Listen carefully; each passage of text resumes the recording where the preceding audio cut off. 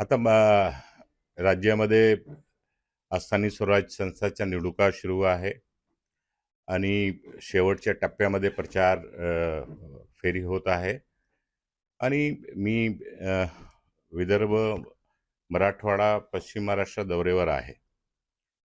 परंतु ज्या प्रकारे आज या राज्यामध्ये स्थानिक स्वराज संस्थाच्या निवडणुका होत आहे, टिबल इंजन सरकारचे तिन्ही इंजन ज्या प्रकारे प्रचार प्रसार करत आहेत, एकमेकावर टीका करत आहेत. कोणी लक्ष्मी दर्शनची गोष्टी करतोय, तर कोणी तिजोरीच्या चाबी माझा खिशात आहे अशी गोष्ट करतोय. अशा प्रकारच्या ह्या राज्यामध्ये हा राज्य छत्रपती शाहू फुले आंबेडकरची विचारधाराचा हा राज्य आहे. ह्या राज्यामध्ये निवडणुकाच्या प्रचारात अशा प्रकारच्या वक्तव्य दुर्दैव आहे आणि राज्याची जी समस्या आहे त्याच्यावर कोणी चर्चा करायला तयार नाही. शेतकऱ्यांचं जे मागच्या या पावसामुळे जे नुकसान झालेलं आहे ते नुकसान भरपाई लोकांना मिळत नाहीये. शेतीमालाचा भाव लोकांना ही सरकार द्यायला तयार नाहीये.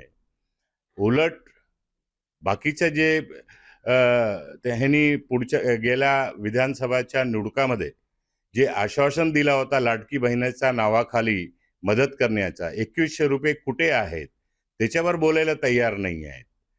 तर अशा प्रकारचा जो आज हा सरकार भारतीय जनता पक्ष युतीची जी सरकार आहे, वेगवेगळे जे आज निवडणुका लढत आहे ह्यांच्यामध्ये एकी किती आहे, ह्यांचा उद्देश काय आहे, या सर्वांचा उद्देश फक्त सत्ता कसा काबीज करायचा तोच उद्देश घेऊन हे सगळे सोबत आलेले आहेत आणि काम करत आहेत. राज्याची जनताची चिंता यांना अजिबात नाही आहे. आज आरक्षण सुद्धा धोक्यात आलेलं आहे. या राज्यामध्ये मागासवर्गीय समाजाच्या, ओबीसी समाजाच्या आरक्षणाबद्दल आपण बोलायला गेलो तर हीच सरकार जी आज सध्या सरकार आहे, ही सरकार जेव्हा राज्यामध्ये काँग्रेस महाविकास आघाडीची सरकार होती अशीच परिस्थिती निर्माण झाली होती. हेच लोक, हेच नेते मागणी करत होते. भारतीय जनता पक्षाचे नेते त्यावेळी सांगत होते की जे इम्पिरियल डाटा आहे, जर डाटा व्यवस्थित दिला तर हे सगळे होऊ शकतोय. तो आता का होत नाहीये?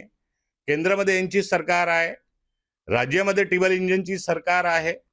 आज ह्या ओबीसी आरक्षण असो किंवा आणि काँग्रेसची नेहमीची भूमिका राहिलेली आहे की जेवढी जिसकी जितनी भागीदारी उतनी उसकी हिस्सेदारी. म्हणून काँग्रेस पक्षाने आणि राहुल गांधीजींनी स्पष्टपणे या देशामध्ये मागणी केलेली आहे की जातीनिहाय जनगणना झाली पाहिजे आणि जनगणनाप्रमाणे जे जे जाती, ज्या ज्या टक्केवारी ज्या ज्या राज्यामध्ये असेल त्या अनुषंगाने त्यांना शासकीय, निमशासकीय आणि राजकीय आरक्षण त्यांना मिळाला पाहिजे आणि तो मत काँग्रेसचा आहे. कांग्रेस पार्टी सभी जात, धर्म, वर्ग और समाज को साथ में लेके चलने वाली पार्टी रही है. देश की आज़ादी की आंदोलन की चाहे लड़ाई हो, देश में चाहे केंद्र की सरकार बने तो सरकार में हिस्सेदारी देने की बात हो, राज्य में सरकार का गठन होता है तो सरकार में हिस्सेदारी देने की बात हो, सभी वर्ग को समान हक और अधिकार मिले, ये कांग्रेस पार्टी की हमेशा से सोच रही है और कांग्रेस पार्टी की विचारधारा सबको साथ लेके चलने की रही है. लगातार कांग्रेस बैकफुट पे जा रही है, कहाँ गलती हो रही है?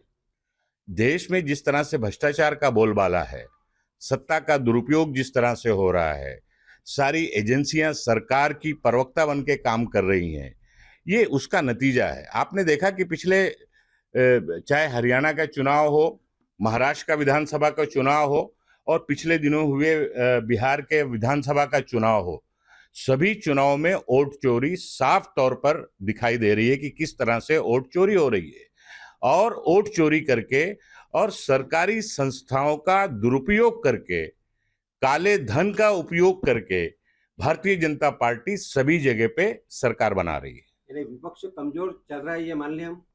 विपक्ष को कमजोर करने की साजिश और कोशिश 2014 से इस देश में सरकारी एजेंसियों के माध्यम से भारतीय जनता पार्टी कर रही है. लेकिन कांग्रेस पार्टी, खास करके कांग्रेस पार्टी और कांग्रेस के नेता हमारे राहुल गांधी जी, जो विरोधी पक्ष के नेता हैं इस देश के, मजबूती से चाहे लोकसभा हो और चाहे लोकसभा के बाहर हो, भारतीय जनता पार्टी को बेनकाब करने का काम हमेशा से कर रहे हैं और मजबूती से लड़ाई लड़ रहे हैं और आगे भी कांग्रेस पार्टी ये लड़ाई लड़ती रहेगी। देखिए, सवाल हिंदू मुस्लिम कैंडिडेट का नहीं है, आज सवाल है इस देश को बचाने का, देश के संविधान को बचाने का, देश के लोकतंत्र को, लोकशाही को बचाने का। हम सब की, हिंदू मुस्लिम सिख ईसाई ओबीसी दलित सभी समाज की जिम्मेदारी बनती है कि सब एकजुट होकर भारतीय जनता पार्टी इस देश में आरएसएस का, संघ का एजेंडा लागू करके इस देश को कमजोर करना चाहती है, उस देश को बचाने की लड़ाई सबको लड़ना होगा। मैं तो इसके आगे जाकर कहना चाहता हूं कि सन 47 के पहले जिस तरह से राष्ट्रपिता महात्मा गांधी के नेतृत्व में कांग्रेस पार्टी ने इस देश को आजादी दिलाने के लिए हिंदू मुस्लिम सिख ईसाई सबको एक साथ लेकर इस देश को आजादी दिलाई थी, दूसरी आजादी की लड़ाई आज के इस देश के संविधान को, देश के लोकतंत्र को बचाने की हम सबको मिलकर लड़ना है। ये हमारा कहना है। एक आखिरी कहेंगे? मैं यही तो कहना चाहता हूं कि कांग्रेस पार्टी और राहुल गांधी जी, हमारे कांग्रेस के अध्यक्ष खड़गे जी और पूरे कांग्रेस के हम सब नेता यही तो लड़ाई लड़ रहे हैं कि आज एसआईआर के नाम पर जिस तरह से वोट चोरी की जा रही है, एक जगह के लोगों का नाम दूसरी जगह पे बार बार डाला जा रहा है और एक विशेष समाज के लोगों का वोट काटा जा रहा है, इसका विरोध है। जो गलत तरीके से चुनाव आयोग का जो मिसयूज किया जा रहा है, चुनाव आयोग का भारतीय जनता पार्टी की सरकार इस्तेमाल जो कर रही है, उसका विरोध हम लोग कर रहे हैं। आज देश में मतदाताओं की वोट अगर चोरी होगी तो देश का संविधान कैसे बचेगा, देश का लोकतंत्र कैसे बचेगा? वो लड़ाई कांग्रेस पार्टी लड़ रही है और सबको इसमें साथ देना चाहिए।